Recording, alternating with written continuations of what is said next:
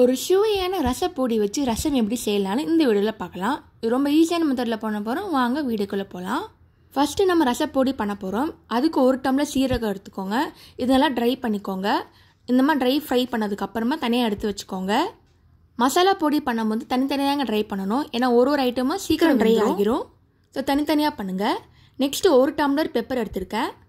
Pepper இந்த மாதிரி try பண்ணிக்கோங்க. நல்லா சவுண்டு வரும். ரசப்பொடி அரைச்சிங்கன்னா 1 மாதம் வரைக்கும் ரசப்பொடி தாங்குங்க. அதை நீங்கள் ஃப்ரிட்ஜில் வச்சாலே போதும். ட்ரை பண்ண பெப்பர் தனியாக எடுத்து வச்சுக்கோங்க.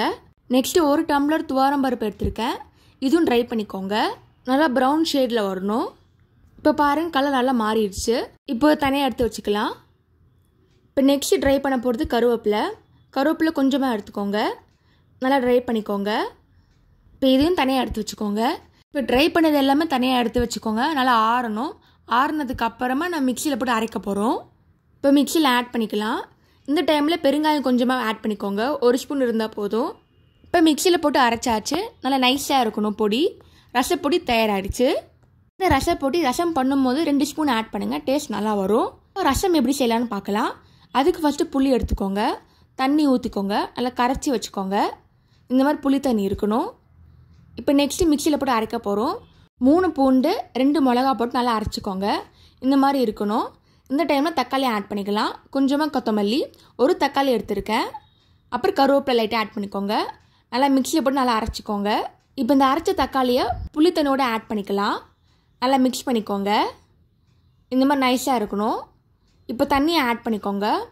ரசம் எவ்வளோ அந்தளவு தண்ணியை ஆட் பண்ணிக்கோங்க. இப்போ தேவையான அளவு உப்பு ஆட் பண்ணிக்கோங்க. இப்போ நல்லா மிக்ஸ் பண்ணிக்கோங்க. இப்போ தனியாக எடுத்து வச்சுக்கலாம். நெக்ஸ்ட்டு தாளிக்க போகிறோம். தாளிக்கிறதுக்கு கொஞ்சமாக எண்ணெய் ஊற்றிக்கோங்க. இப்போ தாளிக்கிறதுக்கு கொஞ்சமாக கடுகு போட்டுக்கோங்க. அதுக்கப்புறம் சீரகம் ஆட் பண்ணிக்கோங்க. இப்போ இதில் மிளகா ஆட் பண்ணிக்கலாம். 1 மிளகா போட்டால் போதுங்க. இப்போ தாளிச்சதில் ஆட் பண்ணிக்கலாம். நல்லா மிக்ஸ் பண்ணிக்கோங்க. இப்போ ஹீட் பண்ணலாம். நல்லா கொதி வரணுங்க. இப்போ நல்லா கொதிக்குது. இந்த டைமில் நம்ம ரசப்பொடி ஆட் பண்ணிக்கலாம். நான் 2 ஸ்பூன் ஆட் பண்ணியிருக்கேன்.